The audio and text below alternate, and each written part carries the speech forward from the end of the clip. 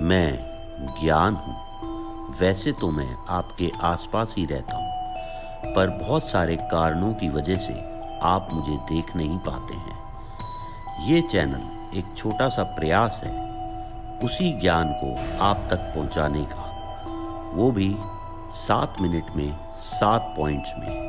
क्यों? क्योंकि 7 एक बहुत ही स्पिरिचुअल, साइंटिफिक और लकी नंबर है। तो चलिए चलते हैं आज के वीडियो की तरफ।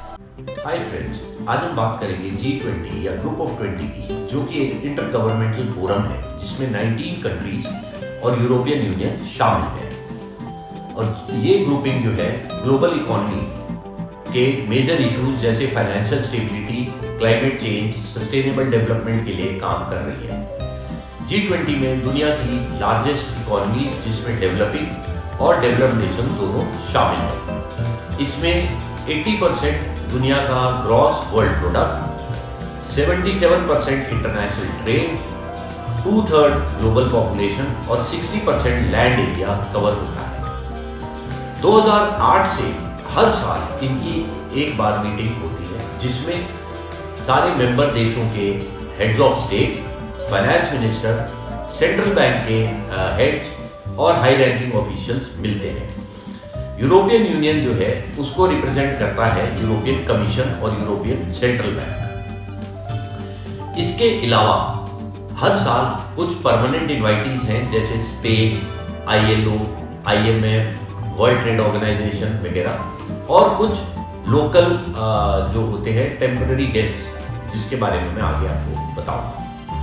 2009 की समिट के बाद से जो है G20 ने अपने आप को primary venue for international economic and financial cooperation declare किया, और इसी के साथ साथ इनकी कई जगह क्रिटिसिज्म भी है जो मैं आगे चल के एक हिस्से में कवर करूंगा। तो सबसे पहले आते हैं फाउंडिंग में।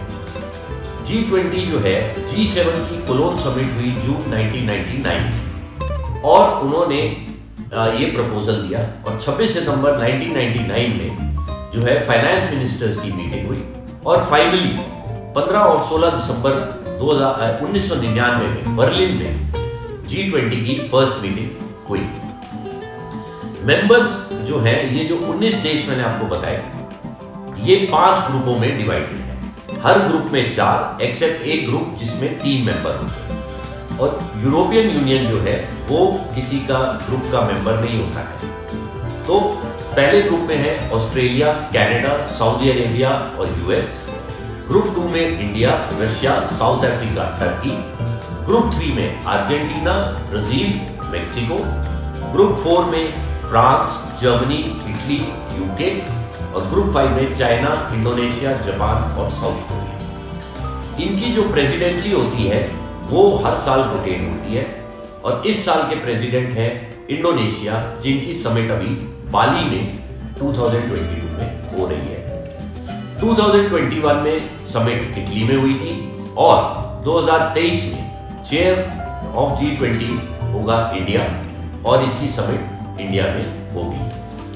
G20 का कोई प्रॉपर सेक्रेटेरिएट नहीं है, और जो कंट्री इसकी चेयर में होती है वो ही इसके अफेयर्स को मैनेज करती है। 2010 में एक प्रपोजल आया था कि इनका एक परमानेंट सेक्रेटेरिएट होना चाहिए, जिसके अंदर सोल, साउथ कोरिया और पेरिस, फ्रांस को नॉमिनेट किया गया, लेकिन आपसी मतभेद के कारण ये कोई डिसीजन हो नहीं पाया, और अभी तक इनका कोई भी परमानेंट सेक्रेटेरिएट नहीं है।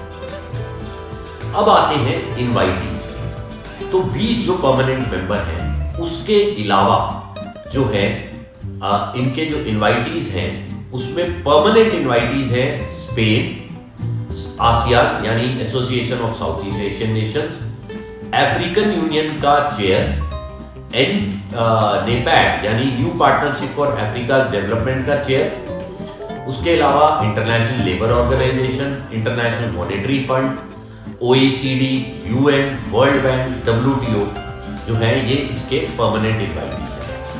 इसके अलावा जो इनवाइटीज होते हैं वो होस्ट कंट्री अपने आसपास के 1 या 2 कंट्रीज को इनवाइट करता है, और साथ ही साथ कुछ रीजनल ग्रुपिंग जैसे Asia Pacific economic cooperation, Eurasian economic community, FAO, global governance group, gulf cooperation council वगैरह को उस पर्टिकुलर समिट के लिए इनवाइट किया जा सकता है। अगला पॉइंट है एजेंडा।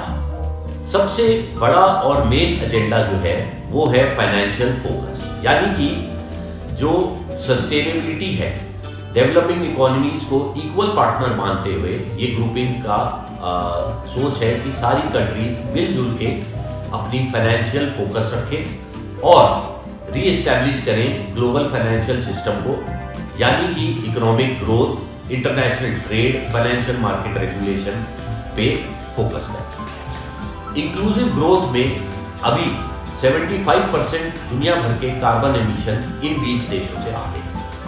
तो यूएन सस्टेनेबल डेवलपमेंट गोल और पेरिस क्लाइमेट अग्रीमेंट 2015 के बाद से इसका एक एजेंडा है सस्टेनेबिलिटी और इंक्लूसिव ग्रोथ, जिसमें migration, digitisation, employment, health care, economic empowerment of women, development aid वगैरह भी शामिल किए गए हैं। इसके अलावा जो ग्लोबलाइजेशन है उसमें पॉवर्टी का भी काफी कमी हुई है और डेवलपमेंट, नेशनल सिक्योरिटी और माइग्रेशन, ये सारे जो लिंक्ड इश्यूज है इनको भी एक्सेप्ट किया गया है एज एजेंडा।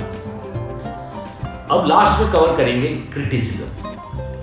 देखिए, ये सबसे बड़ा आरोप इन G20 के ऊपर ये है कि ये सारी कंट्रीज अपना सिर्फ और सिर्फ इकोनॉमिक ग्रोथ को देख रही हैं और बाकी चीजों पे उतना फोकस नहीं कर रही है। एक प्रॉब्लम है कि स्पेन का परमानेंट मेंबरशिप ना ले, उसी तरफ दूसरी तरफ है पोलैंड जो काफी सालों से परमानेंट मेंबरशिप मांग रहा है। तो ये भी आरोप लगाया जा रहा है कि स्पेन जो दुनिया की 13वीं सबसे बड़ी इकोनॉमी है वो मेंबरशिप नहीं लेनी चाहती, जबकि पोलैंड मेंबरशिप लेना चाहता है, यानी ये इंक्लूसिव नहीं है और अपने हिसाब से और अपनी चीजों को देखते हुए चल रही है। उसके अलावा कुछ और कंसर्न्स भी हैं कि जो G20 है वो ग्लोबल पॉलिसी को डिक्टेट करते हैं, लेकिन कोई फॉर्मल एबिलिटी नहीं है कि ये उस चीज को एनफोर्स कर सके। और साथ ही साथ इनकी एफिकेसी ऑफ डिक्लेरेशन, यानी कि ये जो एजेंडा अडॉप्ट करते हैं या डिक्लेरेशन देते हैं उसके बारे में भी इनकी अकाउंटेबिलिटी नहीं है। और साथ ही साथ ये आरोप है कि ये लोग बहुत सीरियस नहीं है और जो इनके मतलब की चीज होती है उसी पे ये फोकस करते हैं। अगला प्रॉब्लम है fossil fuel subsidies. 75% global carbon emission इन 20 देशों से आता है और पिछले 6 साल में यानी 2015 से 2021 तक ये $3.3 ट्रिलियन जो है फॉसिल फ्यूल सब्सिडी में अपने अपने देशों में दे चुके हैं। और चाइना जो है वो दुनिया की आधे से ज्यादा कोल जनरेटेड पावर अकेले ही जनरेट करता है। तो और आखिरी में अभी रशिया यूक्रेन के कॉन्फ्लिक्ट को चलते काफी सारी इश्यूज थे कि रशिया को भी G20 से बाहर किया जाए। अमेरिकन प्रेसिडेंट जो बाइडेन ने प्रपोज किया कि उसके बजाय यूक्रेन को परमानेंटली इनवाइट कर लिया जाए, लेकिन आपस में कोई भी सॉल्यूशन ना मिलने के कारण अभी तक कोई डिसीजन हुआ नहीं है। इस बार व्लादिमीर पुतिन जो है इंडोनेशिया में जो G20 कॉन्फ्रेंस चल रही है वो अटेंड नहीं कर रहे हैं, उनकी जगह सर्जेई लेवरोव गए हैं, जिनके आपने पढ़ा ही होगा कि तबीयत भी खराब है। तो फ्रेंड्स, आई होप आपको मेरा ये वीडियो अच्छा लगा होगा।